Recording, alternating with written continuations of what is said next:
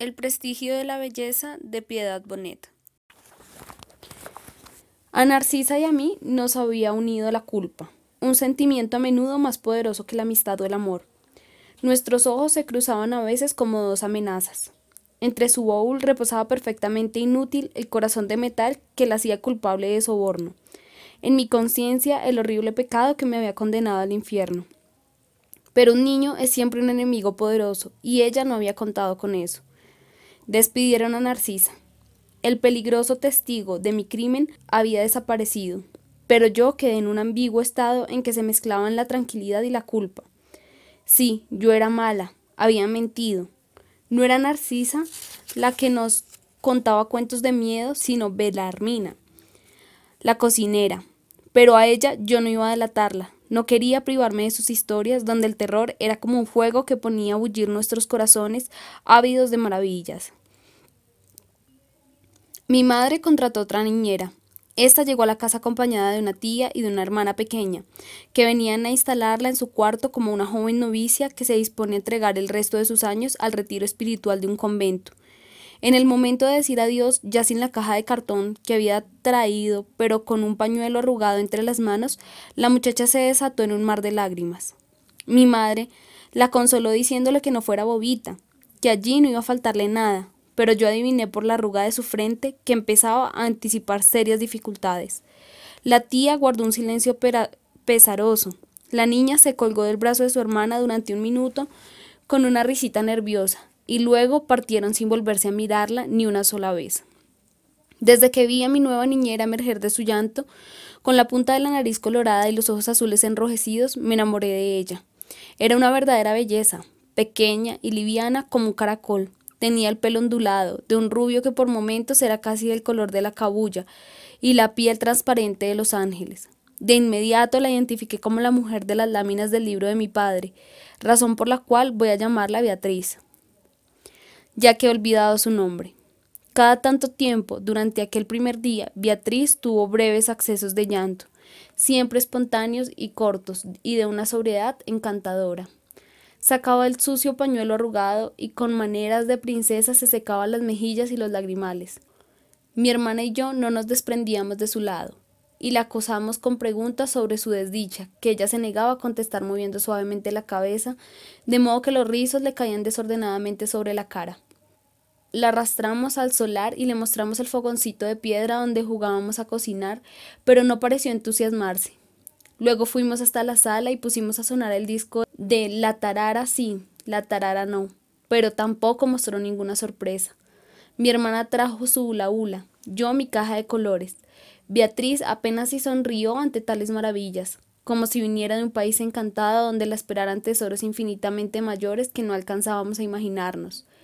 Esa noche me dormí con el corazón atolondrado por una pasión que hasta entonces desconocía y el deseo secreto de llenar de besos las manitos entumecidas de Beatriz, lo único feo en toda su persona. Al día siguiente, apenas me desperté, brinqué de mi cama deseosa de verla, pero me encontré con la horrible noticia de que se había ido de madrugada y de puntillas, con su maltrecha caja de cartón y sin despedirse de nadie. Mejor que mejor, sentenció Belarmina, porque era una melindrosa.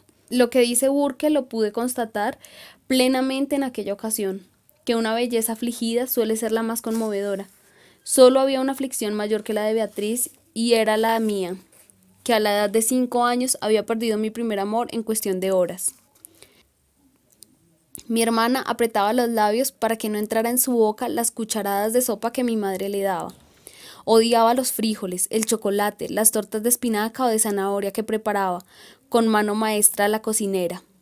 Mi hermano escupía las compotas de banano y las papillas de arroz. Yo, en cambio, devoraba todo lo que me ponían en el plato, con aparente deleite. Para mi madre aquello constituía un mérito, aunque mi pequeño cuerpo lo resentía. La niñita glotona engordaba a toda máquina, de modo que su cara redonda era toda grandes mofletes y frente. Mi madre opinaba que mi frente era distinguida, así que yo no tenía capul, como mi hermana, sino el pelo agarrado de medio lado con una hebilla. Apenas la comida pasaba por mi garganta, yo la sentía incorporarse a mis tejidos, a mi hígado, mi páncreas, mi estómago, en fin, a toda mi interna persona, que era en mi imaginación. puesto que mis conocimientos anatómicos eran nulos, una especie de ciudad fantástica llena de montículos y depresiones. Nos repetía a diario que hay que alimentarse bien, comer de todo, porque hay niños que se desnutren, se enferman y pueden morirse. Yo comía, pues, compulsivamente para no correr ese riesgo. No podía olvidar que era pecadora y cuando los pecadores mueren se van al infierno. ¿Cómo llega un niño a la idea de la muerte? Ese contacto inicial con el concepto más poderoso de todos y, sin embargo, casi incomprensible para alguien de 5 años, es algo que suele disolverse en la memoria. En mi caso, la muerte llegó como noticia. Un niño del pueblo, Lázaro, murió de leucemia. Alguien que lo conoció describió el tránsito de sus últimos meses en metáfora de vela que se apaga. Por el frente de mi casa pasó el cortejo, la pequeña caja blanca. Lázaro tenía 7 años. Y unos cuantos parroquianos, los hombres con el sombrero en la mano, las mujeres con la cabeza cubierta, con un paso presuroso, cosa extraña tratándose de un entierro. ¿A dónde lo llevan? Al cementerio. Silencio desconcertado. ¿Qué pasa en el cementerio? Hay tumbas. Cavan un hueco en la tierra y allí ponen al muerto. Más silencio. Lázaro se hizo visible, pálido, tristísimo dentro de su ataúd blanco. Nadie se atrevió a mencionar aquella vez esas palabras horrendas, descomposición y podredumbre. Yo lo imaginé dormido para siempre, dolorosa y eternamente bello. Meses después llegaron rumores aterradores a la casa. Esta vez los que transmitían las noticias bajaban la voz y miraban el suelo. Hablaban de chusma, de monte, de emboscada y decían, los volvieron picadillo. La muerte fue entonces a mis ojos tremendamente carnal. Montones de sangre, algo visceral y asqueroso. El morbo me poseyó. Alguien dijo que ya estaban bajando los cadáveres, que los traerían a la alcaldía. Supliqué a mi madre que fuéramos a unirnos a los curiosos que evidentemente desasosegados deambulaban por la plaza. Ni de riesgos, los niños no deben ver ese tipo de cosas. Pueden impresionarse. Apoyada en una ventana, esperé y esperé el macabro descenso. ¿Descenso de dónde? Absolutamente fascinada con el espectáculo de horror que iba a presenciar, aunque fuera de lejos, hasta que oscureció y me venció el sueño. Mi padre fue el encargado de llevarme a la cama, en brazos. Yo desperté, pero enseguida me hice la dormida. Imaginaba que así, con ese gesto indolente de los muertos, debía verme bella y digna como Lázaro. La muerte ha estado y estará siempre revestida de prestigio. Es una de las pocas cosas que no logran volverse irrisorias, aunque tantas veces nos sirvamos del humor para conjurarla. Cuando llegaba la adolescencia, alguien me explicó que el meconio en un recién nacido es señal inequívoca de que alcanzó a sufrir porque su vida estuvo en peligro. Al yo histriónico le pareció interesante incorporar ese dato a mi biografía, pues le servía a mi temperamento romántico para crearse un halo trágico. Yo había alcanzado, aunque ya no lo recordara, a vislumbrar la muerte. Era una sobreviviente. Suele pensarse que la infancia desconoce la muerte o vive ignorándola. Sin embargo, el miedo a la muerte era una planta más de nuestro jardín, regada amorosamente por nuestro padre, que la anunciaba a cada paso. El pescado era temible, porque tenía espinas y las espinas pueden atravesarse en las gargantas de los niños y ahogarlos. También eran temibles los mamoncillos, que nos estaban prohibidos porque su hueso resbaladizo podía causarnos asfixia, y los clavos que nos podían causar tétanos, y los leprosos y los tuberculosos que iban regando de microbios el aire, y los perros que contagiaban la rabia. Cuando nos agripábamos, mamá nos ponía papel periódico sobre pecho y espalda, debajo de la pijama, para que el calor del papel nos aliviara la tos. Después supe que mi padre se peleaba con ella por mantener esa vieja práctica que había aprendido de mi abuela y que se levantaba varias veces en la noche a vigilar si aún respirábamos, porque tenía miedo de que la tinta nos envenenara. Y sí, la tinta envenena, pero no como imaginaba mi padre. A los 5 años, pues, del mismo modo que mi sistema nervioso periférico, mis temores estaban ya llenos de ramificaciones. Lo sublime, esa forma aterradora de lo bello, se manifestaba cada tanto con toda su contundencia. De vez en cuando el cielo, casi siempre apacible, se llenaba de relámpagos.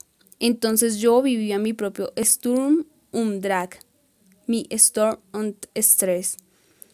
La sola palabra relámpago, que evoca un latigazo de fuego, me llenaba de espanto y fascinación. La lluvia sobre el techo de tejas era ya perturbadora, sobre todo si era nocturna. Cobijada hasta la cabeza, oía un ejército de hombres a caballo que pasaba volando en tropel por encima de nuestras cabezas, como había leído en los cuentos de las 1001 noches. Otras veces la mirábamos caer desde el corredor y nunca era el mundo de afuera más desolado ni más cálida la entraña de la casa. A lo lejos oíamos el retumbar de los truenos acercándose, y enseguida llegaba la tormenta. Veíamos primero el lampo vivo y fugaz y después sabíamos, por el ruido seco, que un rayo había caído cerca. Mi hermana y yo nos abrazábamos aterradas.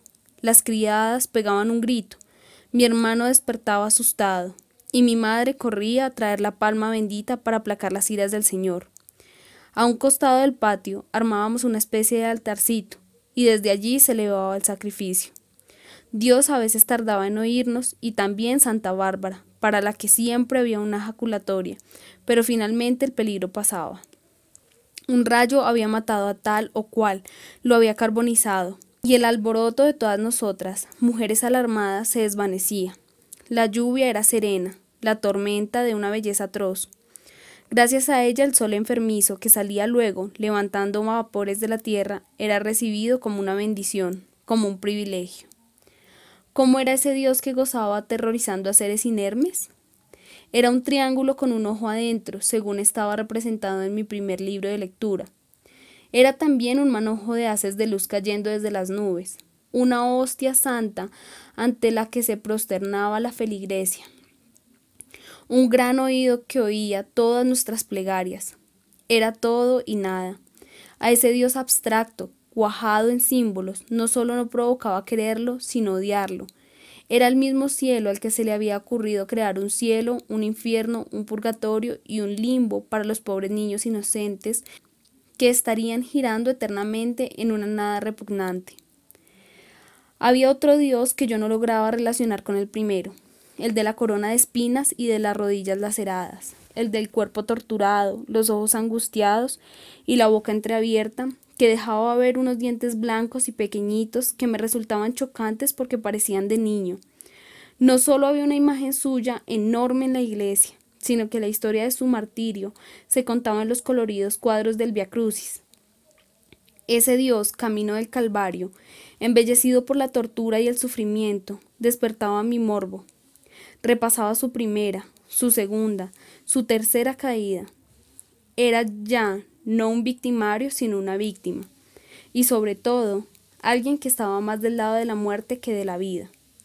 Lo que más habría querido saber, sin embargo, la vida de los dos ladrones, Dimas y Gestas, no estaba documentada. Era una lástima.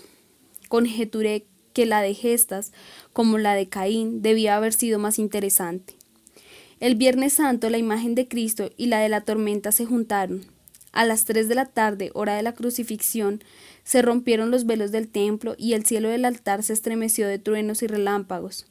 Yo apenas si veía algo sumergida entre la multitud, tratando de no asfixiarme mientras agarraba con desesperación la mano de mi padre, pero el espectáculo parcial que alcanzaba a contemplar cumplía ya su hechizo. Sin saberlo, había estado viendo teatro, y lo que oscuramente me conmovía no era tanto la muerte de Cristo, sino entender que se jugaba a representarla. En cierto momento de mi vida, cuando conseguí mi primer trabajo, los domingos empezaron a causarme verdadero desasosiego. El vértigo de las tareas de la semana se veía detenido por otra obligación, la del descanso. Con el tiempo, sin embargo, he aprendido a querer los días de fiesta, en los que hay un orden misterioso que nace paradójicamente de la improvisación. Me hacen recordar los versos de Gil de Viedma. No sabemos si las cosas no son mejor así, escasas a propósito. En todo caso, creo que sabemos que hemos conquistado la adultez, o más bien que la adultez ha terminado por dominarnos cuando aprendemos a manejar el ocio. En la niñez, este ocupa la mayor parte de nuestra vida, impregnándola de una cierta condición errática, desproveyéndola de finalidad y sentido. Al hacerme adulta, comprendí que el ocio de la infancia es en verdad un atisbo de la eternidad, ese concepto aterrador que descubrí de labios de mi padre. El caso es que muchas veces mis hermanas y yo deambulábamos por los corredores de nuestra casa tratando de hallarle antídotos al tedio que venía de la mano del ocio.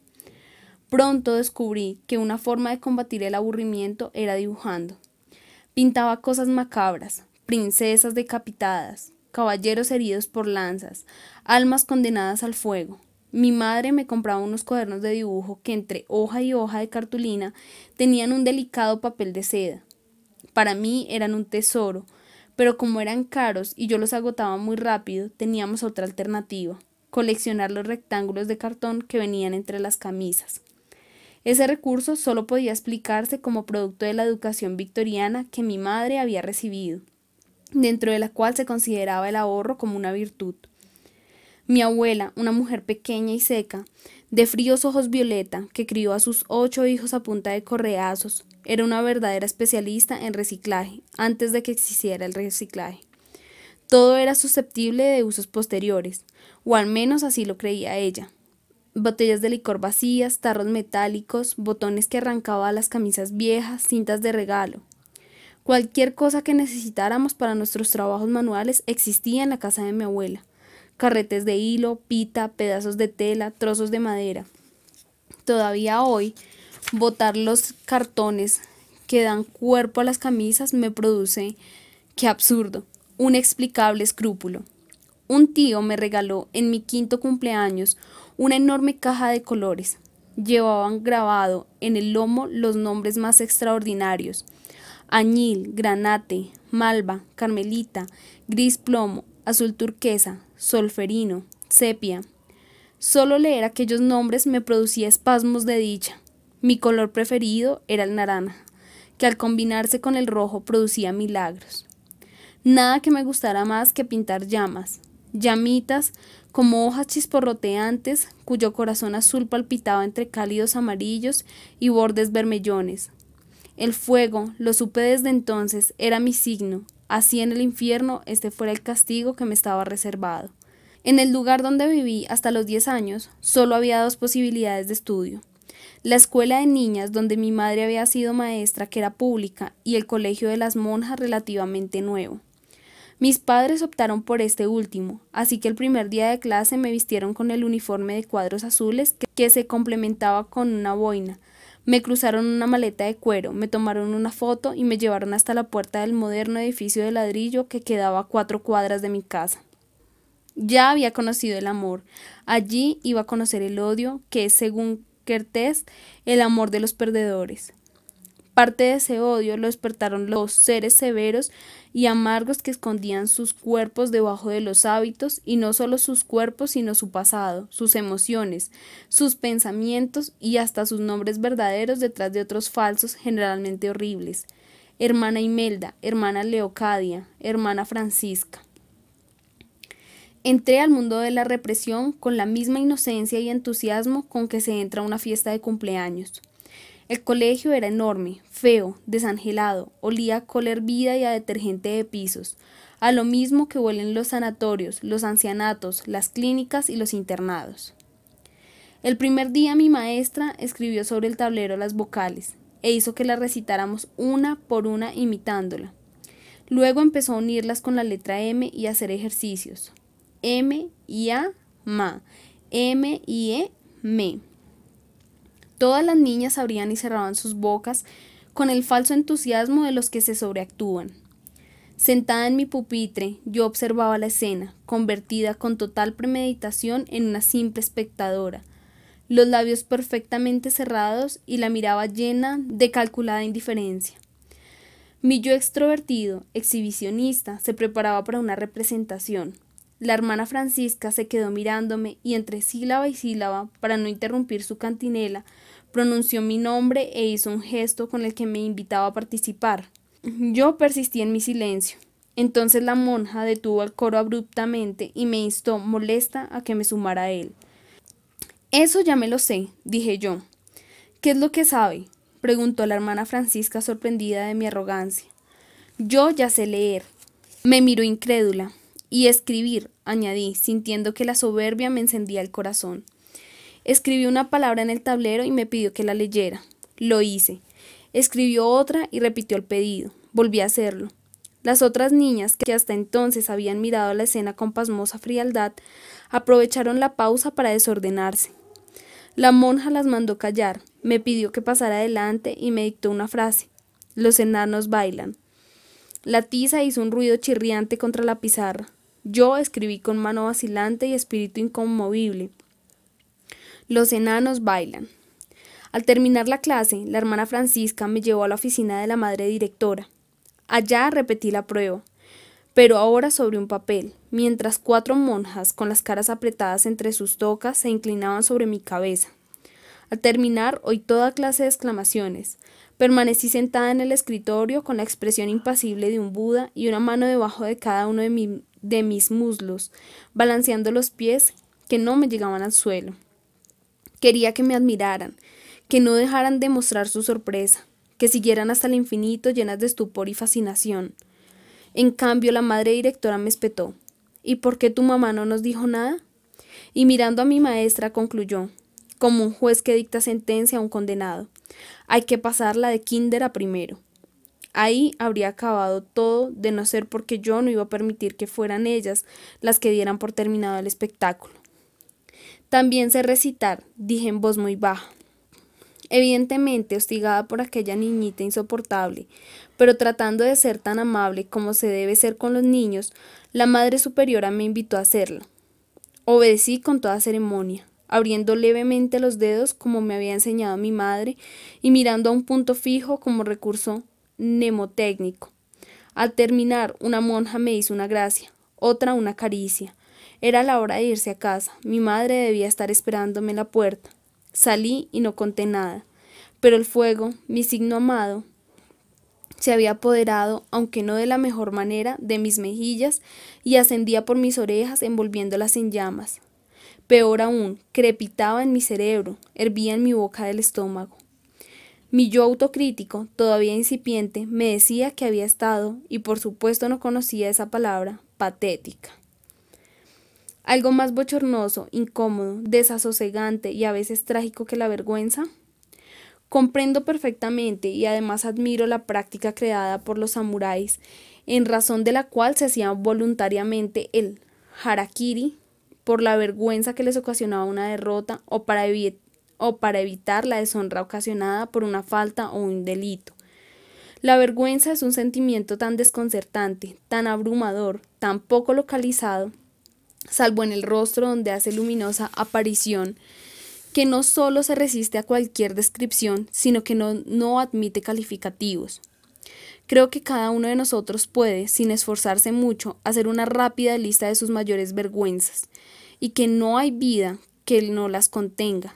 En mi caso, mi yo extrovertido me ha causado algunas. En una ocasión mi madre me anunció: vamos a ir de visita, pero es mejor que se esté calladita, porque usted habla muchas bobadas. Era una noticia nueva sobre mí. Me sobrecogió la vergüenza, que era seguramente el sentimiento que la agobiaba a ella cuando me oía, pero solo por un tiempo. Cuando cumplí 14 años, ya completamente consciente de los alcances de la verdad y de la desinhibición, me hice experta en el arte de la impertinencia. Procuraba que mi madre fuera una espectadora de privilegio de todas mis necedades. La veía desaprobarme en silencio y sentía un pequeño regocijo. Y persistía en hacer reír a los demás diciendo con toda deliberación bobadas y más bobadas. Durante algunos días yo había querido saciar una curiosidad. ¿Qué le decían los diablos a la víctima que punzaban con sus trinquetes? Intenté leer el texto que acompañaba a las láminas, pero me resultó abstruso y aburrido. Volví a mis libros de cuentos, que no eran muchos, y empecé a releerlos. Conmovido por mi afición a la lectura e interesado en que mi hermana se sumara a mi vicio, mi padre nos compró El Tesoro de la Juventud, una enciclopedia para niños. Aquellos libros olían a algo que yo jamás había olido, probablemente a un aroma celestial que, en todo caso, incitaba a un indecible ascenso del alma y los sentidos. Como si se tratara de un rito, yo escogía un libro al azar. Cualquier otra forma de orden habría roto el hechizo. Lo abría, metía mi nariz entre sus páginas y me quedaba así unos minutos, con los ojos cerrados como un fumador de opio que espera que el placer suba por su sangre hasta el cerebro. Luego lo ojeaba en busca de algo atrayente. Lo mejor de todo eran las láminas, casi todas en blanco y negro. Las que verdaderamente me estimulaban no eran las científicas. Los espejos en que nos vemos, la estafilea de 3 hojas, sino las que ilustraban los cuentos, siempre inquietantes y misteriosas. Su condición de meros fragmentos, de elementos desprendidos del conjunto que prometían historias extraordinarias, las hacía fascinantes. Yo pasaba mis dedos sobre la niña rica, de gorro de piel, que le daba una manzana a un niño desarrapado, como queriendo con ese gesto liberarla de su naturaleza de papel. Como la niña seguía allí petrificada entre su abrigo, con una pierna firmada en la dura acera y la otra, levísima todavía en el aire, entonces yo iba al texto y leía. Era una fría tarde de invierno y la nieve cubría toda la ciudad con un blanco manto. Yo tiritaba con ella desde mi habitación penumbrosa, con el corazón roto, anhelante, devastado por el melodrama. Pero había descubierto, además, que el mundo se extendía mucho más allá de las 20 calles en que me movía, y que estaba poblado de seres inquietantes, anacoretas a las que el diablo visitaba, príncipes de gran hermosura, capitanes azules, hadas que podían convertirme en muñeca, lejanos sultanes. Supe que a Holanda la salvó el mar, que en los coliseos de Roma se paseaban los leones, que el comandante Peri descubrió el polo. Cuando salía de mi escondrijo, exaltada de batallas y misterios, el mundo colorido que me tocaba vivir me parecía irrisorio, e insignificantes aquellos que, como mi hermana, que giraba eternamente dentro de su hula hula, o mi madre, ocupada en los más pedestres menesteres, no veía el nuevo fuego de mis ojos, encendido por las divinidades de la literatura. Tura de Turas, como se lee en Rayuela. Mi madre no se daba por vencida en la esforzada tarea que había emprendido. ¿Podría mi pelo de debilucho llegar a tener una consistencia siquiera parecida a la de la reacia y abundante melena de mi hermana? Se haría lo posible, aunque fuera por una vez, pues no hay belleza completa en una mujer si no tiene una cabellera de rizos sueltos, de alegres bucles ondeando al viento. Entusiasmada puse mi cabeza en sus manos para que llevara a cabo su plan. Si yo dormía con muchas trenzas, al día siguiente tendría un pelo suavemente rizado como el de Judy Garland, un ídolo de su infancia. No sabía qué me complacía más, si la ilusión de verme al día siguiente convertida en una niña preciosa como las protagonistas de los cuentos, o los estremecimientos que me causaban las manos de mi madre cuando, ayudada por una peinilla, tomaba uno por uno los mechones y los trenzaba con destreza y entusiasmo. A la mañana siguiente, ya bañada y uniformada, me dispuse frente al espejo, con exaltación gozosa, a ver los resultados del experimento. ¡Ah, naturaleza cruel! Mi pelo era lana rala y mal escardada. Insensato disparate, electricidad pura. Parecía un leoncito que ha caído en una trampa y se levanta, asustado, con la melena llena de espartillo. En minutos debía salir para el colegio. Mi madre, no sé si hipócritamente, sonreía complacida. Yo me contemplaba, incrédula, sin saber qué hacer, con las lágrimas a punto de asomarse. Ahora no solo aborrecía mi aspecto, sino que temía herir a quien con tanto amor y cuidado había hecho de mí ese esperpento. Comencé a dar berridos de ternero. Vinieron mi padre, mi hermana, la cocinera. Cada uno, a su manera, mostró su sorpresa frente a mi pelo. ¿Qué estaba sucediendo, por Dios? ¿Por qué lloraba de esa manera incontrolada? Mi dignidad estaba herida. Por nada del mundo iba a confesar mi decepción, mi aterramiento. ¿Cómo iba yo a presentarme así frente a mis compañeras, mis maestras, el mundo entero y además el día de la patrona del colegio? Dije la más socorrida mentira, que me dolía horriblemente la cabeza. Las trenzas, sin duda, me habían causado un dolor que me obligaba a devolverme a mi cama. Mi papá y mi mamá se miraron, entre impacientes y conmovidos. ¿No te gustó el peinado?, dijo mi madre. Estuve a punto de confesarlo todo, pero seguí dando hipitos desconsolados. Optaron por complacerme, a sabiendas de la verdadera causa de mi berrinche.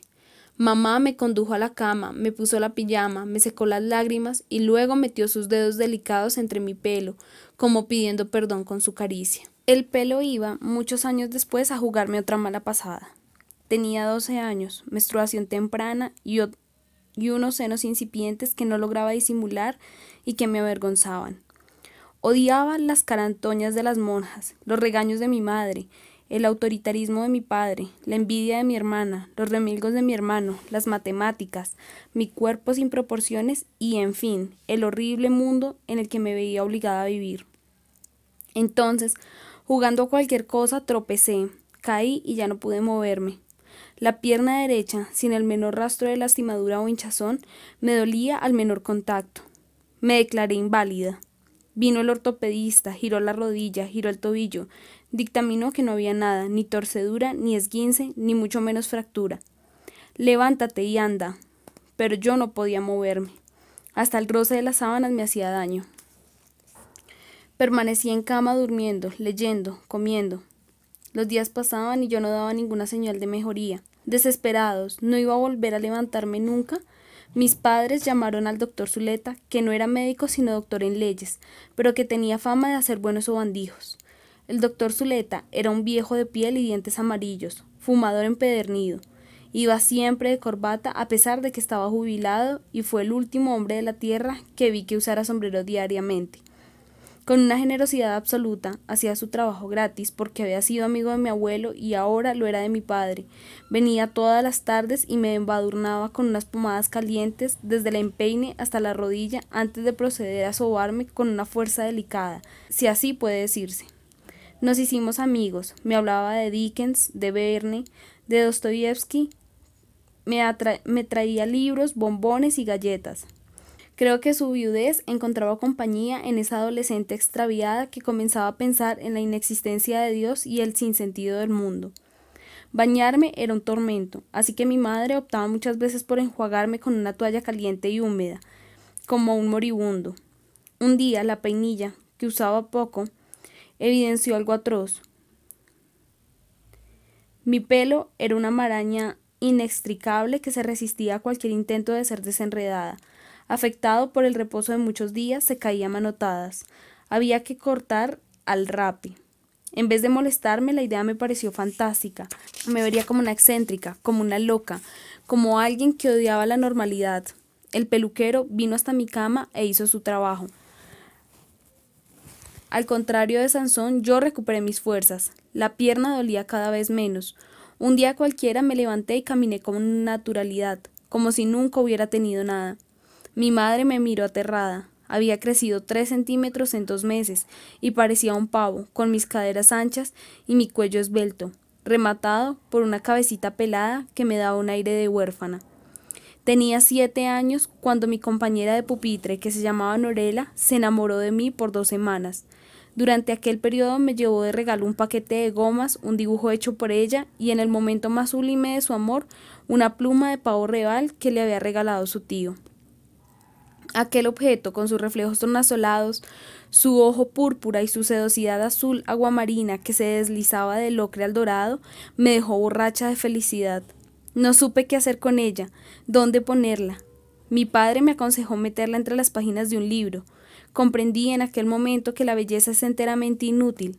Sin embargo, cuando Norela, decepcionada de mí, me pidió la pluma de vuelta, se la devolví con un gesto de orgullo, pero sintiendo que me quitaban un ojo o un riñón.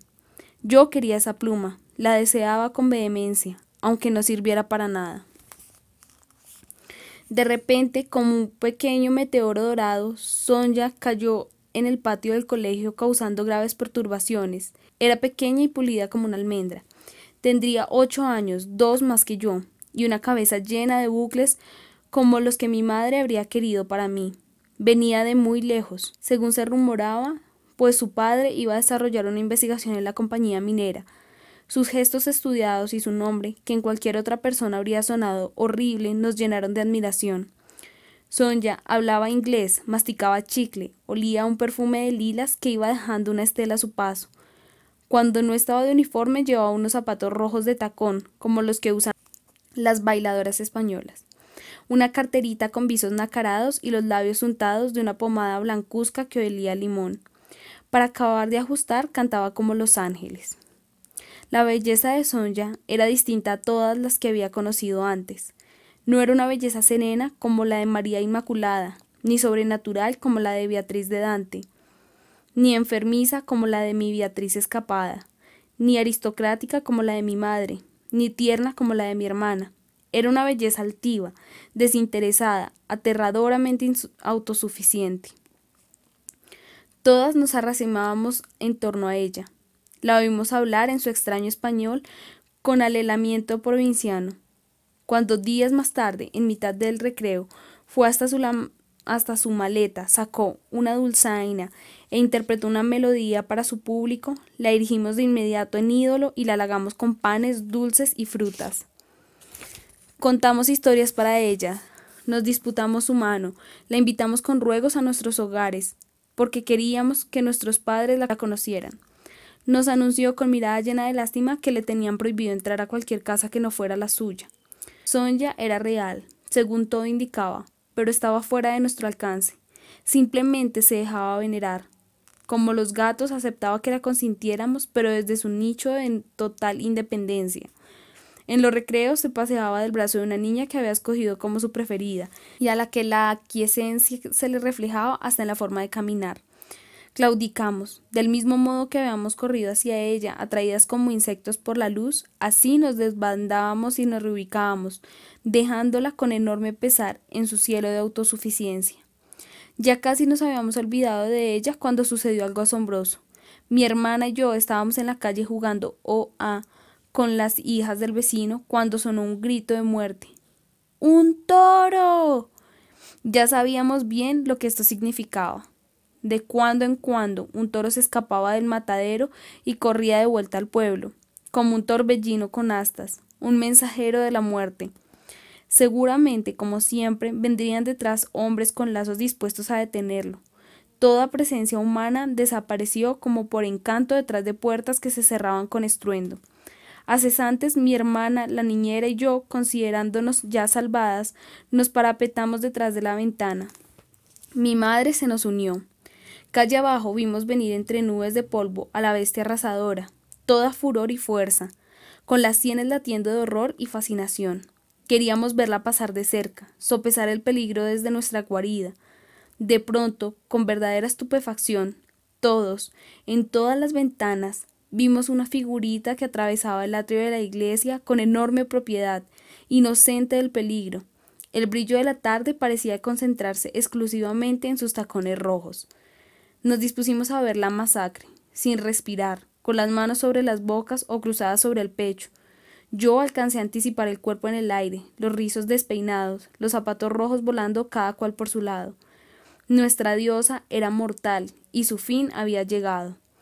Como si hubiera sido advertida, Sonja se detuvo, volteó a mirar a su público y de paso al toro que se acercaba ya con todo su brío. Este, al ver a su víctima, se detuvo y hundió la cabeza entre las patas, como preparando su ataque, mientras se oían los gritos aterrados que salían de todas las ventanas.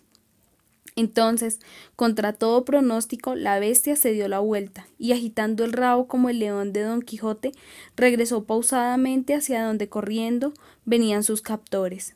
No hubo una prueba más definitiva del hechizo que Sonja producía en toda figura viviente.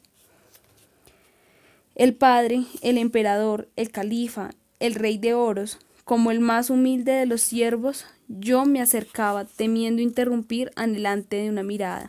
Nos amaba y nos quería cerca, siempre, y cuando respetáramos su círculo de silencio mientras leía. Su mano en mi cabeza, sus dedos en mi mejilla, eran suficiente recompensa. A veces el logro era mayor. Me sentaba sobre su rodilla y me pedía que leyera un párrafo del libro o del periódico, o me decía una adivinanza. Su risa, frente a nuestras gracias, era como un montón de monedas cayendo entre el cuenco metálico que el sacristán pasaba los domingos. El padre, el emperador, el califa, el rey de oros, investido como estaba de toda autoridad, en sus manos estaba también el castigo. Si con el codo derramábamos el vaso de leche sobre el mantel, su mirada caía sobre nosotros cortando nuestra autoestima como una guillotina. Si el mal era mayor, lo más probable era que tuviéramos que soportar un grito. Y si se trataba de alevosía, indisciplina, pataleta, podíamos esperar una palmada. Que nos cayéramos era algo que nos reprochaba. Que lloráramos lo exasperaba. Todavía me estremece el recuerdo de su mano en el aire, amenazante, porque no logró callarme, porque los hipidos no cesan, porque mis rodillas sangran y me duelen las palmas de las manos. La ira de mi padre, su estruendo amedrentador, estaba unida por un cordón de pólvora al estallido de cohetes que simulaba la muerte de Cristo en Semana Santa, al ojo de Dios que nos miraba, aunque nos escondiéramos, y al resoplar amenazante de los toros cuando se escapaban del matadero. Unos años después murió mi abuelo. Por primera vez vi llorar a mi padre, y comprobé que sus sollozos no eran broncos, como su voz, sino agudos, chillones, como los de los perros cuando son lastimados. Dios se quebró en pedazos. El toro me pareció una pobre bestia acorralada. No, el llanto no estaba hecho para los hombres. Si papá lloraba, ya el mundo no iba a ser nunca lo mismo que antes.